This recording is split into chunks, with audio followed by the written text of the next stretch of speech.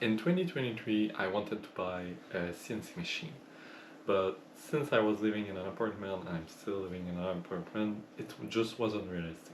So instead, I buy a 3D printer even though I knew nothing about 3D printing.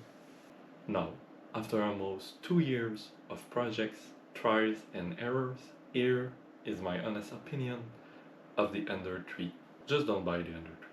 It's affordable, yes, but the quality just isn't there. Let me break it down for you.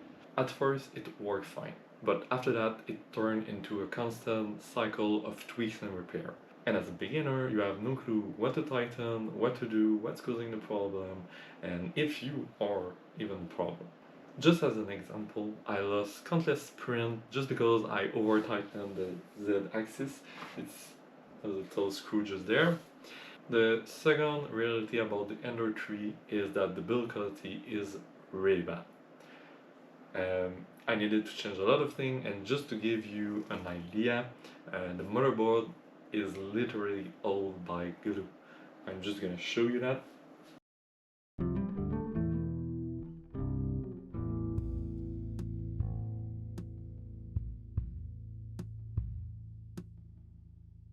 This is basically hot glue that keeps the wire on the motherboard. I didn't put that there.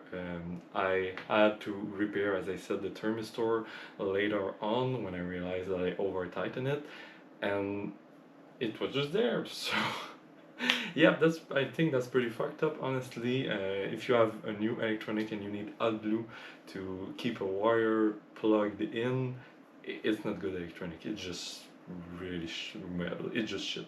I had another problem. For example, the stock bed warped in about 3 months. Maybe I could have done something different to make it last a bit longer, but still, it just warped so much that my print quality wasn't, well, I couldn't even print.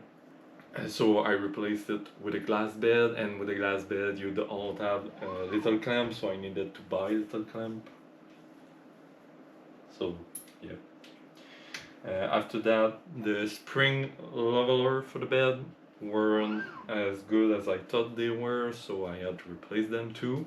The extruder clogged constantly, so I have to replace it at least one time a month. I think that's pretty usual for any printer, but maybe someone can tell me in the comments if they know. And to this day, the X-axis just doesn't really work that well. I cannot uh, do any of the features that are supposed to level my bed. I need to just hope and pray that everything works. It seems to work fine for, I would say I have this problem for a year. So if you think about it, I own this printer for 2 years and there is a problem that is still there and I don't know how to fix it, but the printer works, so at least it worked. And just the panel control doesn't really hold, it's just a little screw. It's not really well built in, so yep, just everything is shit. Third point, ask yourself this: do you want a new hobby, a new tool, or a new project? Because with the Ender 3, what you will have is really a new project.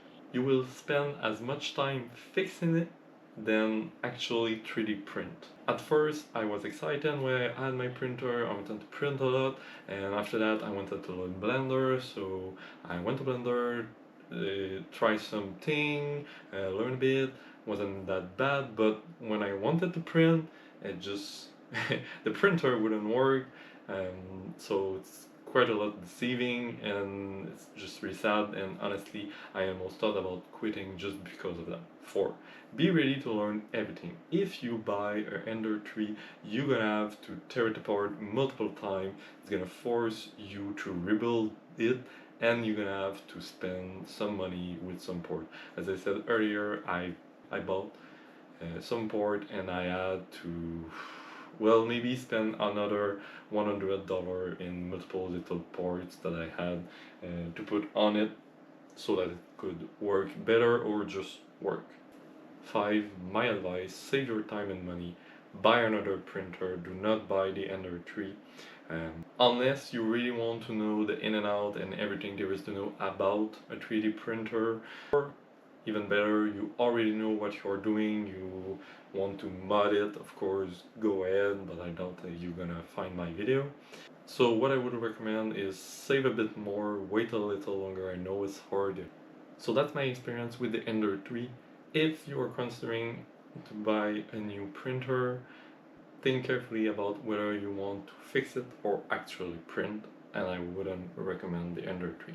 Check my other video to know the good part of owning a Ender 3.